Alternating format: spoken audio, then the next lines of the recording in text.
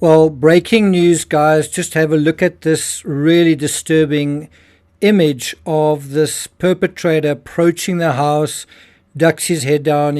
Obviously, there's light shining on him from that doorbell camera, and he's ducking his head. You can see his labels are reflecting off the light is reflecting off the straps of his backpack. And then in the second video, we see him apparently going to some effort to remove the camera, and I think he at some point he even sort of steps back in searching for a rock or some sort of tool to smash it off. And then in another video, he seems to be trying to cover the lens with vegetation of some sort.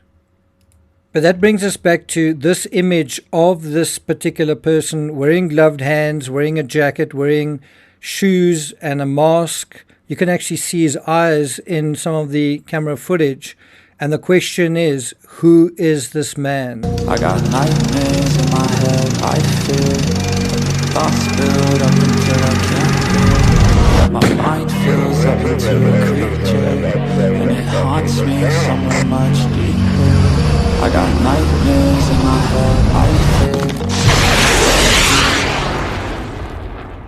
Now, anyone with a Ring security system, this is a Nest system, probably knows that footage is constantly being uploaded to the cloud. There's always the chance that Nancy's Nest security footage had been overwritten or that it hadn't, while it turns out to be the latter. Whether you have a subscription or not, Nest, you have the functionality to find what has been auto-recorded and auto-uploaded, and apparently this was retrieved successfully from the back end. According to Vulture, newly unearthed photos from Nancy Guthrie's front door camera show an armed, masked individual tampering with her camera on the morning of her disappearance. That's according to the Pima County Sheriff's Department. The photos were recovered by the FBI PCSD and their private sector partners. The 4 photos, which are now public, show a person in a ski mask tampering with Nancy's Nest camera. The images were found using residual data located in back-end systems. Now, what the authorities are going to want to do now is try and find where this person purchased, for example, the clothing that he's wearing, the weapon that he's carrying, the shoes that he's wearing as well. Perhaps he sourced all of these at shops in Tucson. And then also ask people whether they recognize, in these stores, whether they recognize this individual. It's also clear the individual, as I say, is armed with a pistol, which he would have used to coerce Nancy. Perhaps he also pistol whipped her, and that's what led to the bleeding.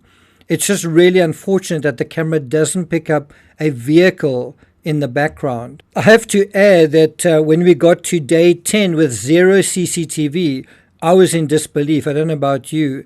And I actually mentioned it just in a previous video that this must be the first case in ages where there's literally no CCTV. Well, as it turns out, the authorities have been holding some of their cards close to their chest because there is some very good CCTV. Now, can one tell from the holes in the man's mask what race this man is? And could what little we see of his face be put through face recognition software? Could AI reconstruct the color scheme of this particular individual as well? And again, this also gives us an idea why the perp spent so much time at the house all the time fussing over this particular camera. Any chance anyone out there will recognize this guy's clothing, his gear, his gait, his eyes? Well, let's hold thumbs that someone out in the public has the answer and can bring justice to the Guthrie family. Well, I'm not going to take it further than that. Thank you for listening, and I'll see you guys next time.